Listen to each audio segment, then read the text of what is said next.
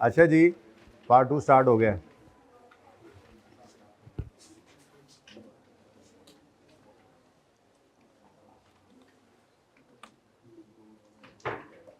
Coal limited and पे time बचा तो करते हैं। 11, 12 और 18 तीनों सवालों के अंदर एक खास बात है जो किसी और में कहा। फ्रेंच वनीला परचेज्ड अ मशीन और उसको लीज पे दे दिया कॉटन कैंडी को। रिक्वायरमेंट में कहता है एंट्रीज करो फ्रेंच वनीला की किताबों में भी और कॉटन कैंडी, यानी लेसी और लेसर दोनों। Question 12 part A, Dettol limited acquired a machine from Lifebuoy leasing. Requirement extracts बनाओ डीएल की स्टेटमेंट ऑफ प्रॉफिट और लॉस और बैलेंस शीट। डीएल कौन है? जिसने एक्वायर की मशीन ऑन लीज, यानी लेसी की किताबों में। और फिर बी पार्ट में कहता है information in part A above को यूज करके लाइफबॉय लीजिंग के भी नोट बना दो, यानी कि लेसी और लेसर दोनों का सवाल। 18वां, gold limited is a dealer. अच्छा, ये तो अभी कर ही नहीं सकते, ठीक है जी, ये तो वैसे ही पेंडिंग हो गया। डीलर मैन्युफैक्चरर लेसर भी हमने पढ़ना है, ठीक है, तो ये इंशाल्लाह फिर जब आएगी बारी इसको भी कर लेंगे। फिर आपको पार्ट 1 मैंने करवाना है, आज डिस्कस करेंगे। और क्वेश्चन 20 इस आज के हैंडआउट के अंदर मैंने आपको क्वेश्चन 20 का सिर्फ सोल्यूशन दे दिया है। ऑप्टिमिज्म के पता नहीं वो क्या उसका इसलिए नहीं दिया क्योंकि वो मुकम्मल सोल्यूशन फिर आपको समझ नहीं आना था, तो जो रिलेटेड पार्ट है उसको भी आज डिस्कस करेंगे, ठीक है। ये क्वेश्चन आप लोगों ने कर लिया था 20th। इस क्वेश्चन में कोई मसला तो नहीं आया था। चलें, इसको भी अब सब कुछ अब एंड पे जा रहा है जो डिस्कशन वाला है, क्योंकि ये लेसी के सवाल हैं जो हमने अपने तौर पे एक हद तक सीख लिया। हाँ, इंटरेस्ट की डिस्कशन रहती है, तो जैसे ही मैंने लेसर का पहला सवाल आपको जितना को कराना है वो करा लिया, तो उसके बाद फिर आप लोगों के साथ डिस्कशन करूंगा। तो पहली डिस्कशन इंटरेस्ट रेट की करेंगे और फिर इसी तरह से हम रिवर्स ऑर्डर में चलेंगे, जो सवाल हो चुके हैं उनको डिस्कस करने में, ठीक है। तो अब बगैर किसी इंतज़ार के हम आते हैं लेसर की डिस्कशन पर। तो थोड़ी सी गपशप लगाते हैं, क्योंकि बात इतनी आसान है कि लेसर की जो लीज़ हमने की नॉर्मल वाली, लेसर की किताबों में इसकी अकाउंटिंग जो हो रही है तो उसी के ऑपोजिट अकाउंटिंग लेसी किताबों में जो हो रही है उसी के ऑपोजिट अकाउंटिंग ही लेसर की किताबों में होनी है ना। जैसे मैं आपको बता रहा था, लीज रेंटल अगर लेसी पे कर रहा है तो लेसर रिसीव कर रहा है। लेसी किताबों में अगर राइट ऑफ यूज़ है तो लेसर की किताबों में से एसेट निकल जाएगा, इधर आ जाएगा। लेसी किताबों में लीज लाइबिलिटी अगर रिकॉर्डेड है तो लेसर की किताबों में लीज रिसीवेबल आ जाएगा। लेसी अगर इंटरेस्ट एक्सपेंस बुक कर रहा है तो लेसर इंटरेस्ट इनकम बुक करेगा। बात समझ आ गई? तो इसलिए इसको आमने सामने रख के समझाता हूँ आपको। टेबल हम बनाते हैं एक, जिसके अंदर मैं सबसे पहले एसेट को बाय करने की बात करूँगा कि जब एसेट बाय किया जाता है, बाज़ार से एसेट ख़रीदा जाता है, तो मुझे बताइए एसेट ख़रीदने की लेसी की किताबों में क्या एंट्री होती है? हाँ, वेरी गुड, कोई एंट्री नहीं होती। लेसी बाजार से एसेट को खरीदने नहीं जाता, ठीक है। हाँ, लेसर खरीदता है और लेसी को लीज पर देता है, तो वो लीज पर एसेट लेने की एंट्री है जो आप बता रहे हैं, right of use debit lease liability का है, ठीक है। तो लेसी किताबों में एसेट खरीदने की कोई एंट्री पास नहीं की जाती। हाँ, लेकिन लेसर तो बाजार से खरीद के लाया था ना इसको, तो ये जो पहली एंट्री आपको नई मिलेगी, जो पहले नहीं थी आपके सामने, वो है लेसर की बुक्स के अंदर एसेट को खरीदने की एंट्री। एसेट खरीदने की एंट्री क्या है? हाँ, दलेरी से बोला करें, सही कहा आप लोगों ने, ठीक है। बाजार से एसेट खरीद कर कोई पहले बचपन से आप लाते थे, वही वाला काम है, ठीक है। तो एंट्री क्या बनी जी? प्रॉपर्टी प्लांट इक्विपमेंट डेबिट कह लो, पीपीई डेबिट और कैश क्रेडिट। अब ये हमेशा किससे एंट्री किया करेगा? फेयर वैल्यू से। लेसर हमेशा ये एंट्री किससे करेगा? अच्छा, ये एसेट लेकर आया और फिर इस एसेट को लेसर ने इस एसेट को लीज पर दे दिया लेसी को। अब जो लीज पर एसेट लेने की एंट्री है वो हमने सीख रखी है, ऐसा ही है? क्या एंट्री सीखी हुई है जी बताओ? हाँ, लेसी की किताबों के अंदर राइट ऑफ यूज एसेट, तो लीज्ड एसेट खरीदा लेसर ने और उसको लीज कर दिया। जब लीज कर दिया तो आपने क्या एंट्री पढ़ रखी है? Right of use asset debit, lease liability credit. ये एंट्री तो आपको आती है, ठीक है। अब इधर इसने लेसी ने एक लायबिलिटी बुक की लीज के तहत, ठीक है। लेसर क्या बुक करेगा? अच्छा, पहली बात लेसर की किताबों में एसेट पड़ा रहे या निकाल दें? निकाल दें। अच्छा, वैसे तो डीप डाउन जाकर एक बात, ये शायद कल रूल पढ़ाऊंगा, लेसर की ना दो तरह की लीजेज हैं। तो जब भी कोई लीज हमारे पास लेसर की आएगी तो हम उस पर टेस्ट लगाएंगे। बड़ा मशहूर, आपने सीनियर से सुना होगा इस दफ़ा, लीज के सवाल में समझ ही नहीं आ रही थी ऑपरेटिंग है या फाइनेंस है, ओहो मुंह से निकल गया। ये दो तरह की लीजेज हैं बेसिकली, फाइनेंस और ऑपरेटिंग। तो जो आज पढ़ा रहा हूँ वो फाइनेंस है, लेकिन आपको क्या पता कि वो कौन सी है? फिलहाल तो लेसर की भी एक ही लीज है जो लेसी के और रेसिप्रोकल चल रही, जो उधर से हमने पढ़ी है, बाकी पढ़ेंगे इंशाल्लाह वक्त के साथ साथ, ठीक है। तो लेसर इस लीज में एसेट अपनी किताबों से निकाल के बाहर फेंक देता है और उसकी बजाय अब क्या, देखो ये पीपीई ने अब इसको यूज करके फायदा देना है। इसका तो पीपीई रहा नहीं, ये तो इसने किसको पकड़ा दिया है? लेसी को। तो इसकी किताबों से पीपीई निकल गया, लेकिन अब बदले में ये क्या पैसे रिसीव करेगा? लीज के तहत कुछ रेंटल्स, जिसके अंदर एसेट के पैसे, प्रिंसिपल भी होंगे और इंटरेस्ट भी, ठीक है। तो फिर ये रिकॉर्ड करेगा लीज रिसीवेबल। क्या रिकॉर्ड करेगा जी? Lease receivable. तो लेसी किताबों में लीज पेएबल यानी लीज लायबिलिटी, तो वही एक तरफ लायबिलिटी है, दूसरे का एसेट है ना, दूसरे ने वही रिसीव करना है, तो उसका क्या बन जाएगा? लीज रिसीवेबल जी। को मसला? अच्छा, नेक्स्ट, इंस्टॉलमेंट्स लेसर पे करता है, सॉरी लेसी पे करता है, वही रेंटल्स लेसी क्या करता है जी? रेंटल्स पे करता है। तो जब रेंटल पे करता है तो उसकी क्या एंट्री आपने सीखी हुई है? Lease liability debit, interest expense debit, पूरी एंट्री लिख देना, और कैश क्रेडिट। तो अगर ये इंस्टॉलमेंट या रेंटल लेसी पे कर रहा है तो लेसर इसी को रिसीव कर रहा है। अगर रिसीव करेगा तो कैश इसकी किताबों में डेबिट होगा और लीज रिसीवेबल क्रेडिट होगा और इंटरेस्ट इनकम क्रेडिट होगी। इतना आसान है ये काम। पता है मुश्किल क्या होती है? मुश्किल ये होती है कि मैं मसलन आपको पहले ही दिन वो सवाल कराता जिसके अंदर डाउन पेमेंट भी होती, रेंटल भी होता, परचेज ऑप्शन या जीआरवी भी होता, लीज इंसेंटिव भी आता, आईडीसी भी आता। तो हमने कितने दिन लगा के वहां तक पहुंचे हम, ठीक है। तो वो मुश्किल फिर नहीं रहता ना, एक एक करके चीजें, ऐसी चीजें ज्यादा हैं, मुश्किल नहीं है, आपको काउंटिंग जो आती है, ठीक है।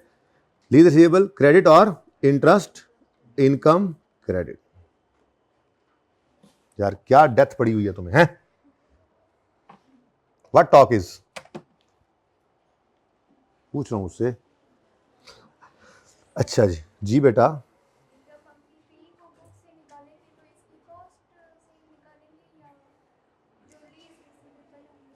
देख लेते हैं अभी। वैसे मैंने क्या लिखा है? फेयर वैल्यू, यानी फेयर वैल्यू ही कॉस्ट होती है। जब आपने एसेट खरीदा था किताबों में, उसको रिकॉर्ड किस पे करते हैं? कॉस्ट पे। इनिशियल मेजरमेंट किस पे होती है? कॉस्ट पे। और वो नॉर्मली फेयर वैल्यू ही होती है, और प्लस उसमें बाकी डायरेक्टली एट्रीब्यूटेबल कॉस्ट भी होती हैं। जो एसेट खरीदने का रूल आगे 16 में पढ़ाया था, ये उसके तहत। अब वो रिकॉर्ड हो गया, आप जिस पे रिकॉर्डेड है उस पर निकाल दें। नॉर्मली फेयर वैल्यू ही होती है। एसेट लीज पर लेने के लिए जब हम बाजार से एसेट खरीदता है ना लीज पे लेने के लिए, तो खरीद कर साथ ही वो दे देता है। ये नहीं कि अपने पास वो रखी रखेगा, इस तरह से तो फिर वो खराब करता रहेगा एसेट।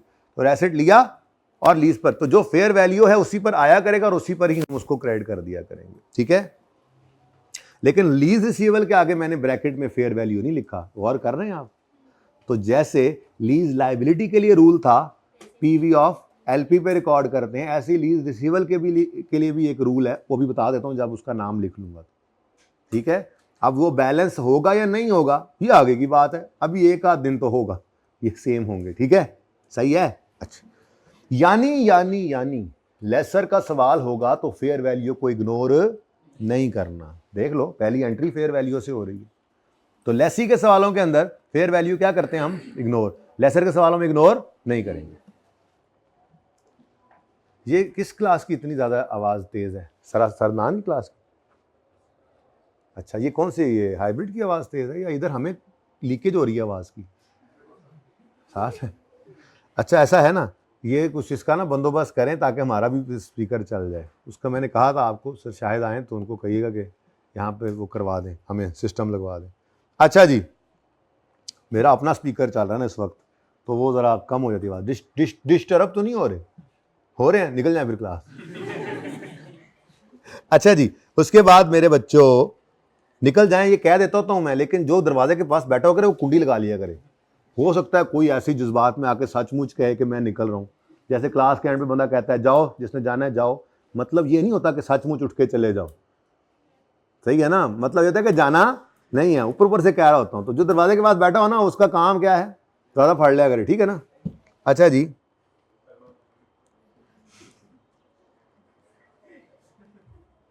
डेप्रीसिएशन की क्या एंट्री होती थी जी? राइट ऑफ यूज की डेप्रीसिएशन आप करते थे debit, depreciation right of use की डेबिट, और एक्यूमुलेटेड डेप्रीसिएशन क्रेडिट। और लेसरी किताबों में क्या एंट्री होगी डेप्शन की? क्या, क्यों? उसने एसेट किताबों से निकाल दिया है, एसेट किताबों में है ही नहीं।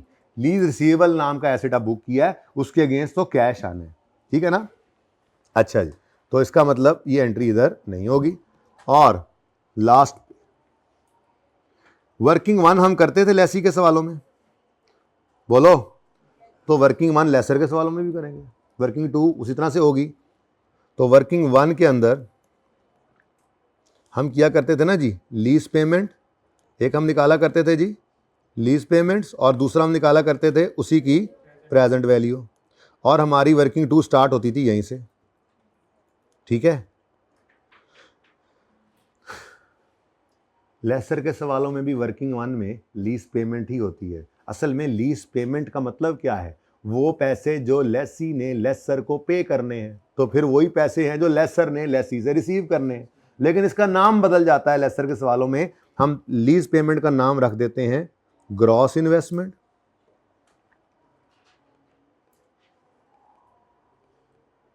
और net investment PV of LP का नाम रखा जाता है। क्या जी? हाँ, इसमें कुछ चीज़ें चेंज होंगी जो देख लेंगे। फिलहाल तो सादा बात, जिसको हम पहले कहा करते थे लीज पेमेंट, अब उसको क्या कहते हैं जी, ग्रॉस इन्वेस्टमेंट। जिसको पहले कहा करते थे PV of LP, present value of lease payment, उसको क्या कहेंगे आप, ठीक है। हैविंग सेड दैट, लेसर का पहला सवाल करने के हम काबिल हो चुके हैं, क्योंकि बात ही बस उलट चलनी। अब होगा क्या, उसी तरह से वर्किंग वन लीज पेमेंट और present value of lease payment, नाम बदल गया बस। फिर जैसे स्टार्टिंग पॉइंट, फिर अगले स्टेप में क्या होता था, अमोर्टाइजेशन स्केड्यूल बनता था, वही बनेगा, ठीक है। तीसरी चीज, स्टार्टिंग पॉइंट होता था present value of lease payment, यहाँ पे नेट इन्वेस्टमेंट है ना, तो स्टार्टिंग पॉइंट क्या होगा। इन दोनों में थोड़ा सा फर्क है, एक दो दिन में जाके पता लगेगा, फिलहाल नहीं, फिलहाल तो सिंपल सेम ही रहेगा, ठीक है। फिर अमाउंटिंग स्केड्यूल बनेगा, वो बनने के बाद फिर जर्नल एंट्रीज होंगी, जर्नल एंट्रीज बनाकर फिर बैलेंस शीट बनेगी, इनकम स्टेटमेंट बनेगी, और क्या पता नोट तक चले ही जाएं, ठीक है। तो अगर नोट तक जाते जाते जा रहे होंगे, ताज़ा ताज़ा, आप लोग जानबूझ के ना ऐसे मुंह ऐसे करने लग जाना, मतलब अगर समझ आ रही हो तो मतलब ताज़ा दम आप हो, मुझे पता लग जाता है, तो हम नोट तक चले जाएंगे। उसमें होगा ये कि जो लेसी वाले सवाल आपको दिए थे वो ज़रा एक दिन आगे चले जाएंगे, लेकिन उसका फ़ायदा ये हो जाएगा कि कल फिर लेसर का सवाल भी हो रहा होगा, लेसी का सवाल भी हो रहा होगा, तो लेसी भूलने नहीं पाएगा और लेसर तो सीख ही नहीं हम, ठीक है। शुरू करें हम। तो ये जनाब क्वेश्चन नंबर 4 है, होमवर्क। हम स्टार्ट करेंगे होमवर्क से। लेसर को स्टार्ट ही कहां से किया है, बस सुभान अल्लाह है, चेक करो अपना लेवल, यानी कि नई चीज आपने कहां से स्टार्ट किया है। पहला सवाल आप करेंगे, दूसरा चलो मैं एडवांस में करा देता हूं, ठीक है। चलें जी, क्वेश्चन नंबर 5, ये पास पेपर 5 है, गैलेक्सी लीजिंग लिमिटेड। फिलहाल तो मेरी नीयत ये है, स्टेप बाय स्टेप चलते हैं ना, अकाउंटिंग एंट्रीज आपको सिखा दूं, लेकिन इतनी आसान दिख रही हैं अकाउंटिंग एंट्रीज कि आपको ये लग रहा है कि 10 मिनट में ये काम तो कर लेना है हमने, तो फिर नेक्स्ट शीट ऐप क्या होना है? नहीं यार, उन्होंने सिर्फ नोट मांगा, हम बीच में घुसाएंगे अपनी इनकम स्टेटमेंट। पहला सवाल है तो इनकम स्टेटमेंट बैलेंस शीट भी तो बनानी है ना, वो बना लेंगे, एक्सट्रैक्ट्स बना लेंगे और फिर नोट भी बना लेंगे। ठीक है, शुरू करें जी काम। सबसे पहले सवाल पढ़ते हैं। GLL has leased certain equipment to dairy products limited on यकम जुलाई 13। अच्छा, सुबह से आके अभी तक हमने किया क्या है?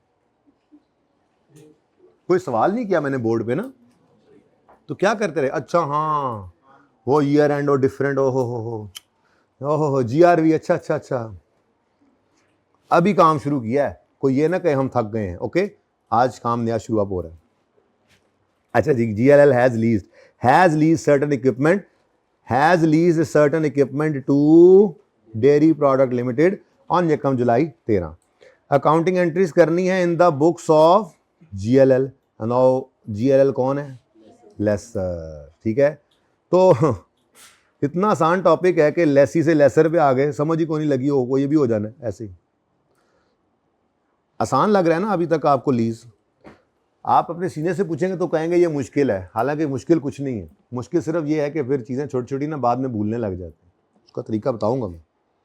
ये जो हफ्ता ऑफ किया है ना, इसमें सिर्फ क्लास ऑफ है, पढ़ाई ऑफ नहीं करेंगे।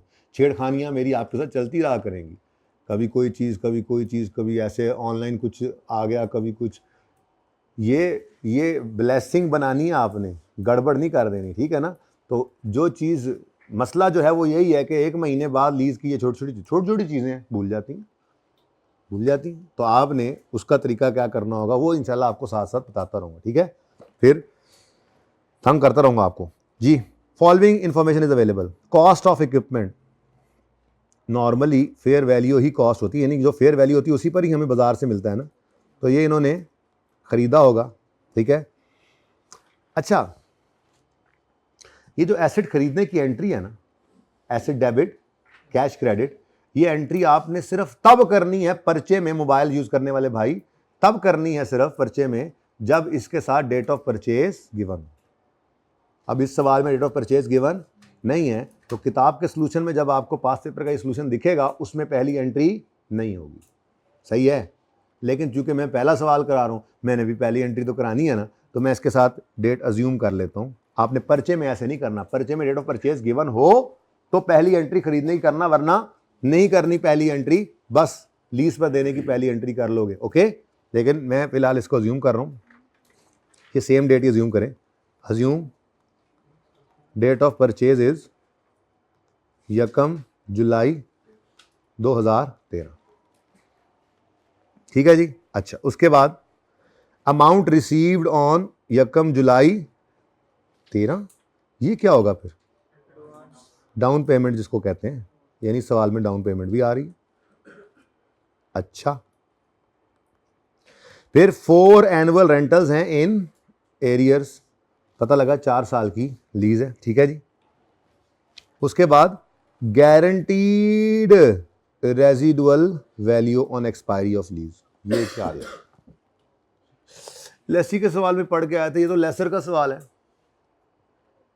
तो 2 बातें यहां से सीख लें। ठीक है, आसान बहुत है, इसमें तो सोचना ही नहीं पड़ना, लेकिन पहली बात जो यहां पर सीखने वाली है वो क्या है? मेरा पहला सवाल, अगर सवाल में GRV आ रही है तो ओनरशिप विल ट्रांसफर या विल नॉट ट्रांसफर वाला क्यों? भाई फायदा हो गया ना। गारंटी रेजुअल वैल्यू का मतलब ही क्या है?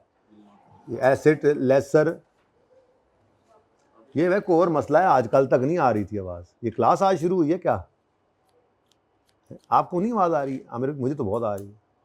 आपने हेडफोन लगाया, मेरी आवाज़ ही सुनी जा रहे हैं आप? अच्छा, दूसरा माइक मंगवा लें, ये साथ ही चलाऊंगा मैं, ये ले लें, मुझे दे दें, पॉज करें ज़रा इसको, ये दूसरा ना, वो 2 माइक लगा लेता हूँ। ठीक है जी। अच्छा जी, पहली बात जी,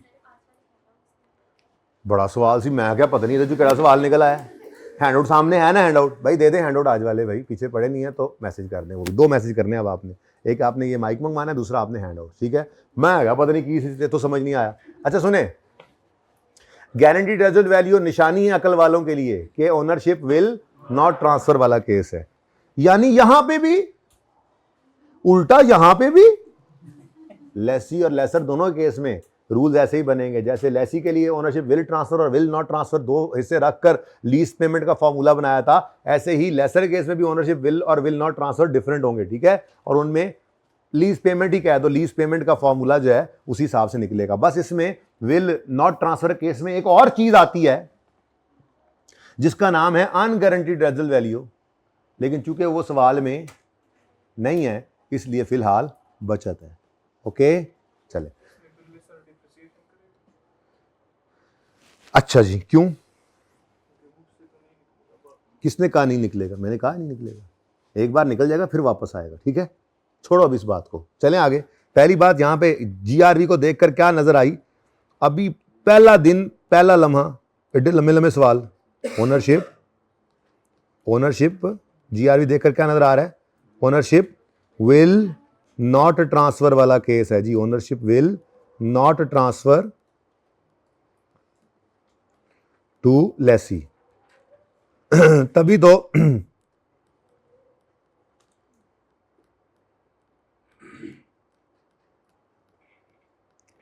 तो गारंटियां ले रहा है। दूसरी बात, अब अगली मुसीबत पड़ गई। लीज पेमेंट के फॉर्मूले में लेसी के पॉइंट ऑफ व्यू से क्या करके आए अभी ये स्टडी, कि ओनर जीआरवी अगर गिवन होगी तो हम कहेंगे लेसी सच एक्सपेक्टेड टू बी पेड को ऐड करो। अब ये सवाल किसका है? लेसर का। लेसर वाले सवाल में लेसर कैसे सोच सकता है, मुझे बताओ। लेसर ने लेसी को एसेट दिया और गारंटी करवाया 5 मिलियन। अब लेसर कैसे बैठ के सोचे कि वो एंड पर वो 5 साल 4 साल कैसे इस्तेमाल करेगा? ये तो सोच बता ही कौन सकता है? लेसर को कैसे पता हो कि वो किस तरह से इस्तेमाल करेगा और क्या एक्सपेक्ट कर रहा है वो कि एंड पे मुझे मिलेगा। मैंने तो गारंटी करवाया 5, मुझे तो 5 चाहिए ना। तो लेसर के सवाल में आसानी क्या है? जीआरवी आएगी तो जो एग्रीमेंट वाली जीआरवी होगी as it is lease payment के फॉर्मूला में वो ऐड हो जाएगी, ठीक है। दूसरी बात यहां से क्या याद रखने वाली लिखनी है हमने? इन लेसर क्वेश्चंस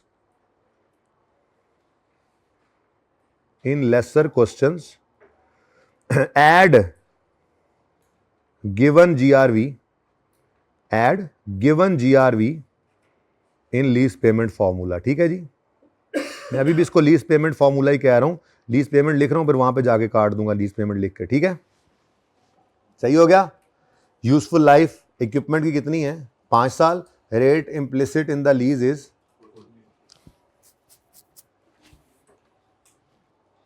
अच्छा यार एक बात है, कोई एक्सेल की शीट जरा ओपन करें।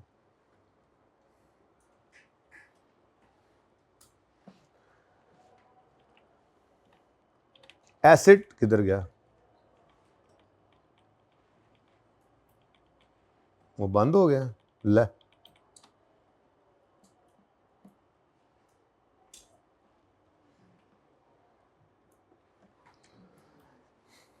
लेसर साहब ने 28.69 की कॉस्ट इनकर की। बोलो बोलो। तो जेब से इसके 28.69 निकल गए। ये लेसर का क्या है? आउटफ्लो। फिर इसने 3 उसी दिन रिसीव भी कर लिया, तो चलो मैं इसी को नेट कर लेता हूं, +3 इसको आ भी गया, ठीक हो गया। उसके बाद 7.8 के कितने कराए हैं? ये ज़रा मुश्किल सवाल है, आसान सवाल के अंदर यही करके दिखाता हूँ। इधर देखो, मैंने सिर्फ ये करवाना है, वो तो आ ही जाएगा आपको। ज़रा पहली बार ज़रा आसान चीज़ हो ना। ये शुएब लीजिंग वाला सवाल जो आपका होमवर्क है, मैं ज़रा ना इम्प्लिसिट रेट आज समझा दूंगा आपको कि ये होता क्या। IRR होता है वैसे, मैंने कहा था आपको, ठीक है। चलो 1 मिनट लगना है, सुनो। Shoaib leasing enter into 3 year with Sarfaraz. Machine lease पे दी है उन्होंने, एक्सपेक्टेड लाइफ 4 साल है। कॉस्ट ऑफ मशीन है 21 lakh. Date of commencement 1 July. Lease contain purchase option जो कि एंड पर आना है। रीजन सर्टन है कि he will exercise purchase option. Lease instalments 860 हैं और पेएबल एनुअली इन इससे भी कोई आसान सवाल होना चाहिए वैसे।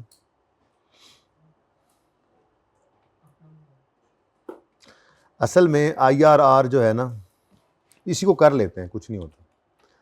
2100 जेब से कितने गए इसके? 2100 निकल गए, ठीक हो गया। उसके बाद 860 के कितने कराए? 4 कराए। लीज कंटेन्स किधर किधर किधर किधर किधर, ये 4 साल, ठीक है। तो 860 प्लस 860, ये इसको आएगा लेसर को, या अल्लाह खैर, प्लस 860 ये आएगा तीसरे साल के एंड पर, प्लस 860 ये आएगा। फिर देख लो, ये यूजफुल लाइफ है। Enter into lease of 3 years है, 3 ईयर्स है, ठीक है, शुक्र है अभी देख लिया, वरना इम्प्लिसिट रेट निकलना नहीं था, ठीक है। तो 3 साल के किराए पूरे हो गए, लेकिन लेकिन लेकिन एक और मसला भी है। 1 लाख रुपया एंड पर परचेज ऑप्शन लेसर ने लेसी को दिया हुआ था, और वो कह रहा है मैं एक्सरसाइज करूंगा। तो फिर मतलब आखिरी साल में व्हाट इज दिस, चार्ट निकल आया जी।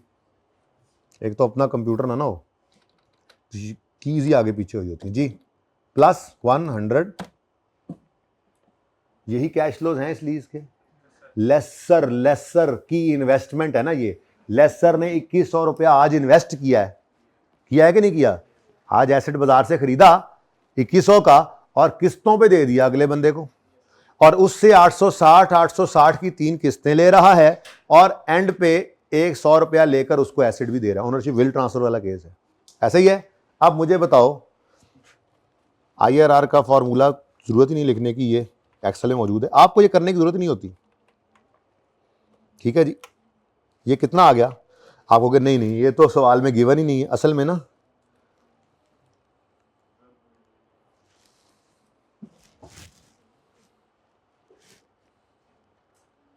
व्हाट इज दिस, ये तो 12.9972 आना चाहिए।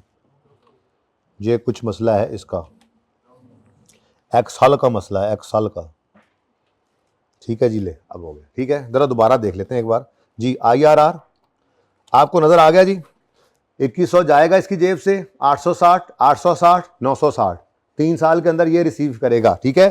तो IRR निकालते हैं जी। IRR क्या थी? इम्प्लिसिट रेट जो छुपा हुआ है लीज में, कितना है जी? 12.9971, 12.9971। एक और आगे जाएंगे तो प्रॉबेबली ये उसने राउंड अप किया हुआ, पता नहीं क्या, थोड़ा सा राउंडिंग का डिफरेंस है। एनीवेज समझ आ रही है इसकी। अब ये हुआ क्या है? असल में होता ये है कि लेसर इन्वेस्टमेंट करता है, और फिर लेसर को पता है कि मैंने कितने किराए लेने हैं, और फिर उसकी एक एक्सपेक्टेशन होती है जिस बेस पर वो इम्प्लिसिट रेट निकालता है, ठीक है, कि ये मैंने कमाना है। असल में लेसर ने ये कमाई करनी है इस पूरे अरेंजमेंट से। 2100 का एसेट खरीदना है, लेकिन किस्तों में जब देगा तो इंटरेस्ट इनकम भी कमा रहा होगा। ये असल में होता है इम्प्लिसिट रेट। जो निकालता कौन है? लेसर। लेसी उसी वाला ही यूज कर रहा होता है। अभी तक जितने सवाल थे ना, उनके अंदर लेसर का इम्प्लिसिट रेट ही गिवन होता था। ओके, सही है ना? अच्छा, इसी तरह से अभी जो दूसरा सवाल आया हमारा, ये सवाल के अंदर जरा कोशिश करके कैश फ्लोज मुझे लिखवाएं। इसी में ऐसे लिखते हैं, कोशिश कर लेते हैं। दूसरा सवाल जो है ये भी अब आसान ही लग रहा है, क्योंकि उसमें भी पीओ आ गया था। मेरे दिल में था पीओ ना होता लेकिन पीओ आ गया, चलो ठीक है जी। बोलो 28.69, लेकिन साथ ही, अच्छा ये माइनस था, ये आउटफ्लो था, लेकिन साथ ही उसने एक डाउन पेमेंट ली कितनी, तो ये नेट में उसी दिन ये हो गया ना, एक सेम डे पे रख दिया। फिर कितना कराया जी? 7 पॉइंट कितने कराए हैं? ठीक है जी। तो 2 3 4, लेकिन चौथे साल के एंड पे 5 मिलियन गारंटीड रेजिडुअल वैल्यू भी ले रहा है, ये आ गया, ठीक है। अब इसका अगर IRR निकालूं मैं, तो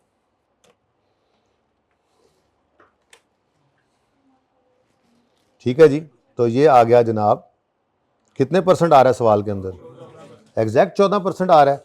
3-4 डेसिमल तक देख लो, वही आ रहा है। तो वो आगे जाकर फिर राउंड अप कर रहा है, ठीक है। ये अब है कितना यहाँ पर सवाल के अंदर उसने 14% दिया हुआ है, 2 तक डेसिमल पे राउंड किया हुआ उसने। एनीवेज ये आपको क्या नजर आ रहा है जी, असल में ये वो कमाई होती है जो लेसर ने करनी होती है जब वो इन्वेस्टमेंट करता है। ये इन्वेस्टमेंट तो लेसर ने किया ना, लेसी तो क्या, तो भाई मुझे एसेट दे दो, मेरे पास पैसे नहीं है, तो बाजार से उसने खरीद कर दिया और किस्तों के ऊपर दे दिया, तो उसने ये इन्वेस्टमेंट जो किया उससे कुछ कमाना भी तो चाह रहा होता है ना। तो ये असल में लेसर का एक एक्सपेक्टेड रिटर्न का रेट होता है, एक्सपेक्टेड रिटर्न उसका होता है, वो उस हिसाब से सेटिंग करता है। तो ये निकालने वाला कौन है, लेसर, इसको यूज करता होता है सिर्फ लेसी, ठीक है। ये है असल में इम्प्लिसिट रेट, ठीक है। चले छोड़े, मिट्टी पाओ, वापस आओ सवाल पे।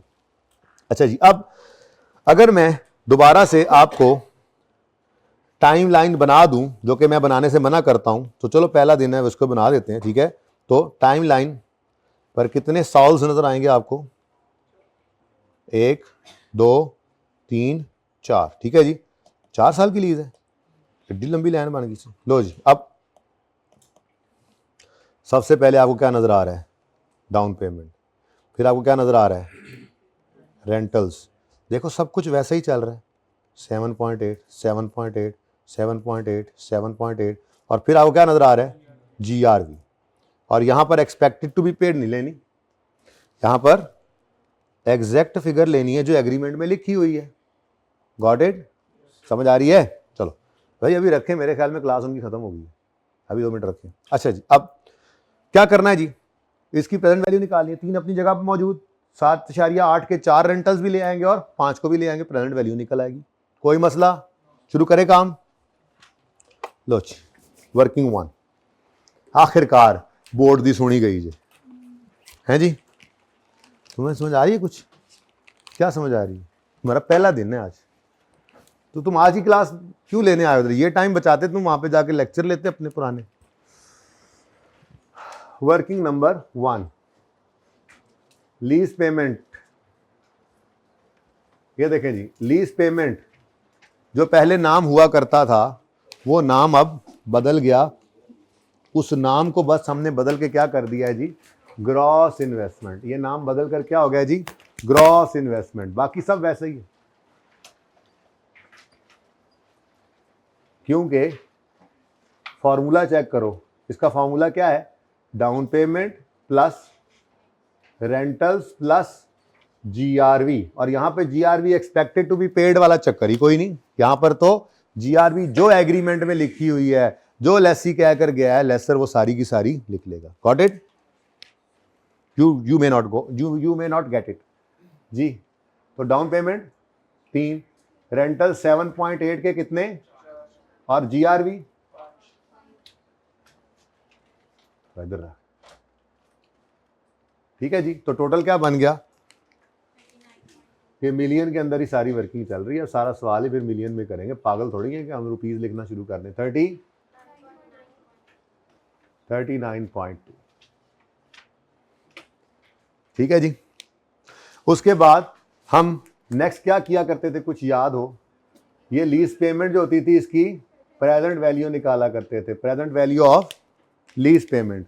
नाम इसका बदल गया, काम वही है, present value of lease payment का नाम बदलकर हमने क्या रख दिया, नेट इन्वेस्टमेंट। तो नेट इन्वेस्टमेंट बेसिकली क्या है, ग्रॉस इन्वेस्टमेंट का ही प्रेजेंट वैल्यू है। तो नेट इन्वेस्टमेंट, ठीक है जी। तो नेट इन्वेस्टमेंट में हमने क्या करना है जी, present value of lease payment लेनी है। अब इसके लिए वर्किंग 2 ओपन कर लें, लेकिन आज एक लाइन यहां पे छोड़ दीजिएगा, मैं तो कहता हूं आप कर दें प्रेजेंट वैल्यू कैलकुलेट जल्दी से, उधर ही रखे भाई।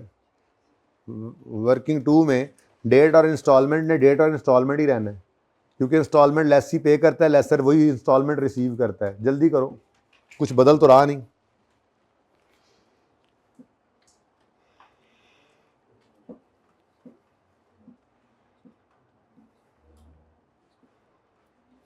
जी,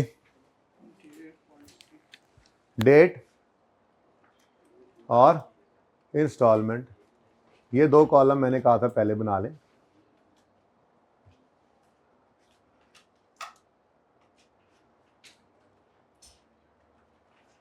बल्कि वो एंड पे आ रहा है ना एक,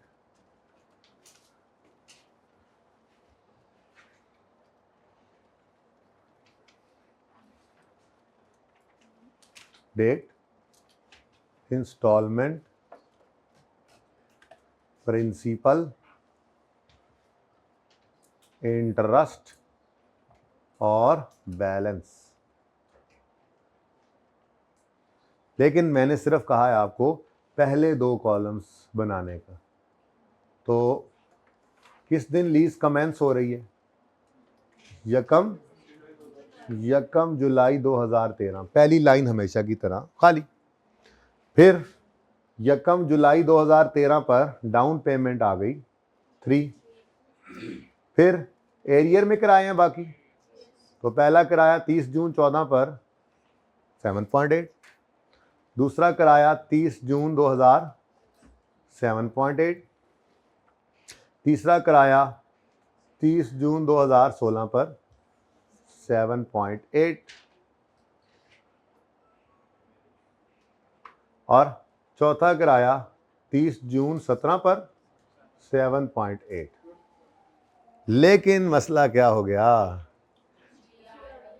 तो फिर वो जुमला आज पूरा हुआ कि नहीं हुआ कि पीओ जीआरवी, कल इंशाल्लाह आ जाएगी यूजीआरवी, टर्मिनेशन पेनल्टी, ये सब के सब हमेशा लीज टर्म के एंड पे प्लॉट होते हैं। ये लीज टर्म के एंड पे प्लॉट हुआ पड़ा है। तो ये चौथे साल के आखिरी दिन सिर्फ 7.8 रिसीव नहीं करेगा, बल्कि 7.8 प्लस 5 टोटल 12.8 यहाँ पे वर्किंग किया करेंगे हमेशा, ठीक है। अभी इसमें एक और चीज़ भी आ सकती है लेसर के सवालों में, वो लफ्ज़ मैं बार बार बोल भी रहा हूँ लेकिन अभी आना कोई नहीं, एक आधा दिन। यूजीआरवी अनगारंटीड, वो क्या होता है देखेंगे। फिलहाल तो ये क्या है? Guaranteed residual value. अब डिस्काउंटिंग कर लेते हैं जी। 3 तो अपनी जगह कायम रहेगा। 7.8 के ये जो 4 किराए हैं इनको डिस्काउंट कर लें 1 माइनस 1.14 रेज टू पावर, चारों किराए लो 1 2 3 4 12 सॉरी जी। तो ये जनाब 1 2 3 4 ये चारों किराए क्या हैं? वापस बुलाने वाले हैं ना, ठीक है। तो -4 किया डिवाइडेड बाय 0.14, शुक्र है रेट तमीज़ के दायरे में है ना। लेकिन ये जो 5 है ये सिंपल, ये भी डिस्काउंट ही किया है, एनुइटी के फॉर्मूला से डिस्काउंट किया, ये सिंपल डिस्काउंटिंग, ठीक है। 1.14 रेज टू पावर कितने साल पीछे लाना है? 1 2 3 4, इसलिए ये फायदा दे जाता है। टाइमलाइन के बगैर भी सब समझ आ रही, गिनती कर सकता है बंदा, ठीक है। तो ये -4, ये -4 का मतलब है 7.8 4 हैं, ये -4 का मतलब है 4 पीरियड पीछे बुलाएं। फर्क है दोनों में, ओके। पता है ना, हमें पता है जी बेटा। आंसर 28. ठीक है, क्योंकि उसने भी निशानी दी हुई है 2 डेसिमल्स की ना, तो हम भी फिर 2 डेसिमल्स तक लेकर चलते हैं। 28.69, कोई मसला? अच्छा, अब लेसर के सवाल में वो काम लाजमी कर लिया करें जो पहले दिन करने के बाद मैंने लेसी के सवालों में छोड़ दिया था। जब मैंने लीज पेमेंट और पीवी ऑफ एलपी निकाली थी तो इन दोनों का डिफरेंस निकाला था ना इंटरेस्ट पहले दिन, वो लेसी के सवालों में जरूरत नहीं पड़ता। लेसर के सवालों में नोट बनाते हुए लेसर का, जो आज नहीं बनता हुआ नजर आ रहा मुझे, नोट बनाते हुए लेसर का हमें उसकी जरूरत पड़ेगी। इसलिए एडिशनल काम क्या कर लिया करेंगे? तीसरी चीज क्या निकाल लिया करेंगे इस वर्किंग में? इंटरेस्ट। और इंटरेस्ट क्या है जी? इंटरेस्ट की अमाउंट कैसे निकलेगी? इन दोनों के डिफरेंस निकला करती थी ना जी, वो जनाब 39.2 माइनस 28.69, ठीक है जी। भाई ये तस्वीर ना मुझे लाजमी चाहिए होगी कल। 10.51, तो ये यहाँ तक ना पिक्चर बना लें, यहाँ तक ठहरे ज़रा, 39 को ज़रा जगा लूँ मैं बच्चे का सवाल का जवाब दे लूँ, उसका हाथ खड़ा हुआ था थोड़ी देर पहले। ये आमिर भाई आप ना इसकी ज़रा पिक्चर ले लें इसकी, और ये मुझे फिर कल बनाना नहीं पड़ेगा, ठीक है। ज़रा जूम इन करके ले लेना पिक्चर, ताकि इसी की पिक्चर ज़रा अच्छी सी आ जाए। हाँ जी, सवाल था भाई, यहाँ से किसी ने हाथ खड़ा किया।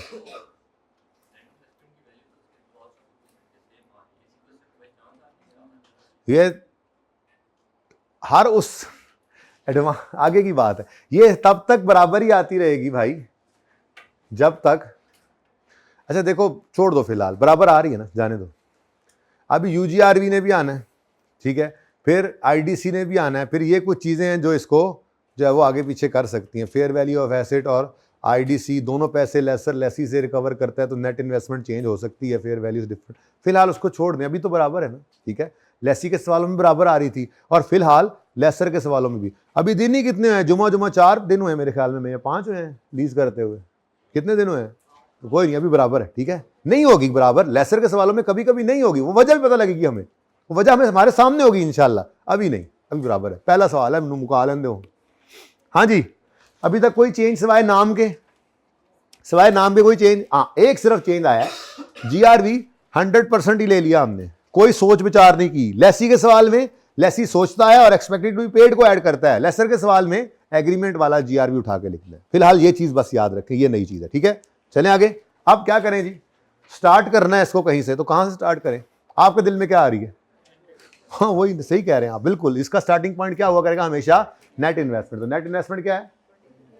28.69। नहीं होगा ये बराबर इंशाल्लाह, आईडीसी आएगा तो नहीं होगा बराबर, ठीक है, पर वो फिर वजह भी होगी, अभी तो नहीं है ना आईडीसी, ठीक है। तो आईडीसी का ट्रीटमेंट लेसर के सवाल में अलग होता है, लेसी के सवाल में आपको नॉर्मल लीज में सिखा दिया, ऐसे 1 बाय 1 सीखना चीज़ों, ठीक है। अच्छा जी, अब पहला इंटरेस्ट, सारा प्रिंसिपल लगाओ जी 14%, 2 डेसिमल से आगे ना जाना जी।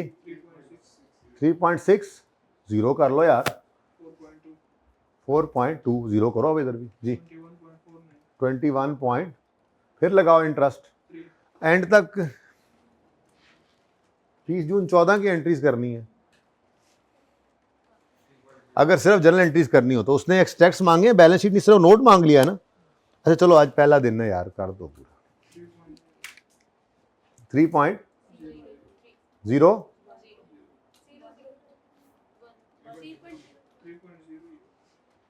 0 0 0 1। हाँ तो ठीक है ना, ये बता दें। 7 9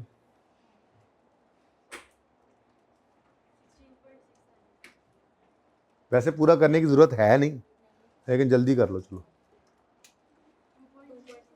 2 पॉइंट, देखो जीरो करके ना इसके ऊपर रेट लगाया करो आप लोग, मेहरबानी ताड़ी, ठीक है ना। ये मेरे सामने लिखा हो, ये 0 किया करें और फिर 16.69 जरा, जो ताकि एक तो फिगर आए मुख्तलिफ आ रही।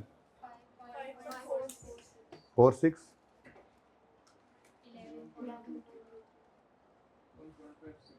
11.1 पॉइंट।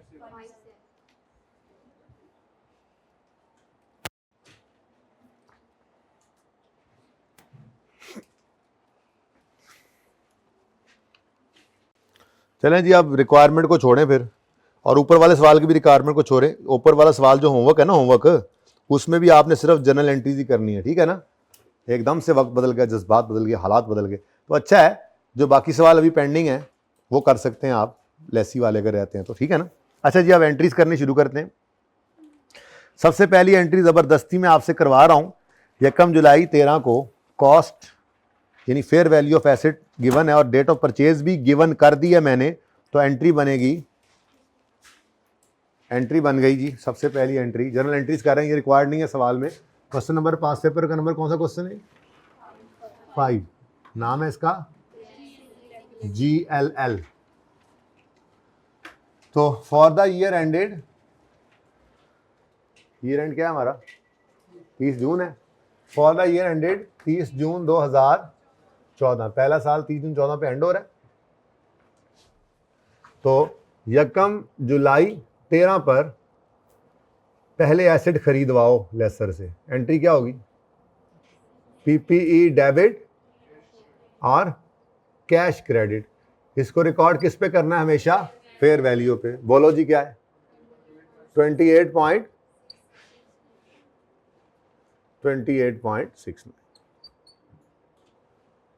ठीक है जी। ये रुपीज इन मिलियन ही काम चल रहा है हमारा।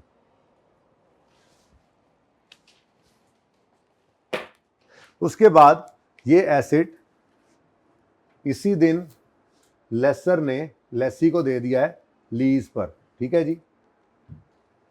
तो लीज पर एसेट देने की एंट्री अभी अभी आपको सिखाई थी, क्या है जी? एसेट किताबों में सबसे पहले इसकी निकाल के बाहर फेंक दो। ये जिस तरह की लीज है उसमें ऐसे ही करते हैं। ये किस तरह की लीज है ये मैं कल पढ़ाऊंगा इंशाल्लाह, ठीक है। टेस्ट है, 5 टेस्ट लगा के पता लगता है लीज कौन सी वाली है। शायद कल भी ना पढ़ाऊं, परसों पढ़ाऊं, इसको पक्का करते जाएं अभी, ठीक है। जब दूसरी की जरूरत पड़ेगी तो देखेंगे। तो 1 जुलाई 2013 पर ही एसेट लीज पर दे दिया तो एंट्री करता है लेसर लीज रिसीवेबल डेबिट असूल। लीज रिसीवेबल हमेशा, लीज रिसीवेबल को हमेशा रिकॉर्ड किया करेंगे नेट इन्वेस्टमेंट पर। लीज रिसीवेबल को हमेशा किस पे रिकॉर्ड किया करेंगे? नेट इन्वेस्टमेंट पर। ये रूल बताया, जैसे मैंने लीज पेएबल के बारे में, लीज लायबिलिटी के बारे में क्या रूल बताया आपको? पीवी ऑफ एलपी पे रिकॉर्ड होता है, ऐसे ही है। राइट ऑफ यूज के लिए तो और भी चीजें ऐड होगी थी ना। ऐसे ही लीज रिसीवेबल के लिए रूल क्या है? नेट इन्वेस्टमेंट पे रिकॉर्ड होगा, जबकि पीपीई तो आपको पता है, नजर आ रहा है, फेयर वैल्यू पर ही है, तो उसको क्रेडिट भी किस पर करना है आपने? फेयर वैल्यू से ही क्रेडिट करना है, ठीक है, सही है। अब ये इस सवाल में बराबर है, जब आईडीसी आएगा तो नहीं रहेगा, देखेंगे, ठीक है ना। लेकिन मैं ये नहीं कर रहा कि मैं फेयर वैल्यू को यहां पर लिख रहा हूं। वो इत्तेफाक की बात है कि एसेट की फेयर वैल्यू 28.69 भी यही है, और जब मैंने सवाल के अंदर नेट इन्वेस्टमेंट निकाली है तो वो भी यही है। ये कब नहीं होगी सेम? जब नहीं होगी तब बताऊंगा, फिलहाल तो सेम है, ठीक है, लेकिन रूल अलग अलग। लीज रिसीवेबल ने किस पे रिकॉर्ड होना है? नेट इन्वेस्टमेंट पे, और पीपीई ने किससे क्रेडिट होना है? फेयर वैल्यू से। ये नहीं बदलेंगे, ये नहीं बदलेंगे, ओके। चले, तो लीज रिसीवेबल नेट इन्वेस्टमेंट पे रिकॉर्ड किया आपने वर्किंग नंबर 2 से उठा, वर्किंग नंबर 1 से उठाकर, ठीक है। और फेयर वैल्यू सवाल के अंदर गिवन थी 28.69। यहां तक कोई मसला? बोलो। 3 रुपए डाउन पेमेंट है, एंट्री बोलो, आप लोग बोलो, बोलो बोलो। कैश डेबिट, तो 1 जुलाई 13 पर ही कैश डेबिट, कोई इंटरेस्ट नहीं है, सिर्फ प्रिंसिपल पे हुआ, तो लीज रिसीवेबल क्रेडिट कितने से जी? 3 मिलियन से।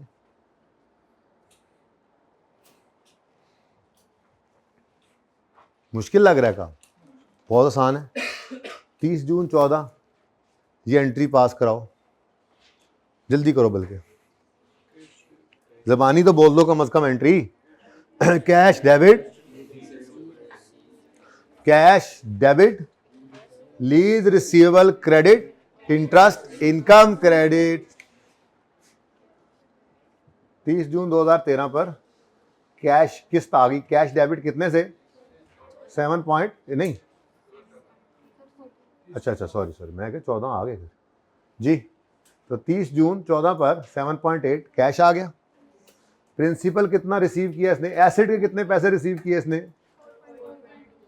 बाकी इंटरेस्ट इनकम। अच्छा जी, अब सुने, मैं नहीं बना रहा आज एक्सट्रैक्ट्स, मैंने तो कहानी यहाँ खत्म करनी, क्लास का टाइम खत्म हो गया, लेकिन आपको पता लग नहीं रहा कि क्या होना है। लेसर के सवाल में, ओह सॉरी, डेप्रिसिएशन की एंट्री तो करा दे।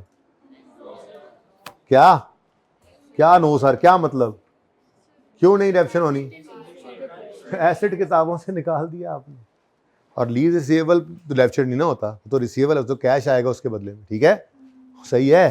तो एसेट किताबों से निकल गया तो कोई डेप्रिसिएशन की एंट्री नहीं है। अच्छा, अब फिर पीएनएल के अंदर अगर लेसर का सवाल हो, ये वाली लीज का, तो पीएनएल के अंदर लेसर के सवाल में क्या नजर आएगा आपको जी? सिर्फ इंटरेस्ट इनकम, कोई डेप्रिसिएशन नहीं नजर आएगी। डेप्रिसिएशन है ही कोई नहीं, एसेट है ही नहीं किताबों में, ऐसा ही है। और बोलो, और बैलेंस शीट में क्या नजर आएगा? एक तो पीपीई नजर आएगा, पीपी नजर नहीं आएगा तो गया, लीज रिसीवेबल आएगा।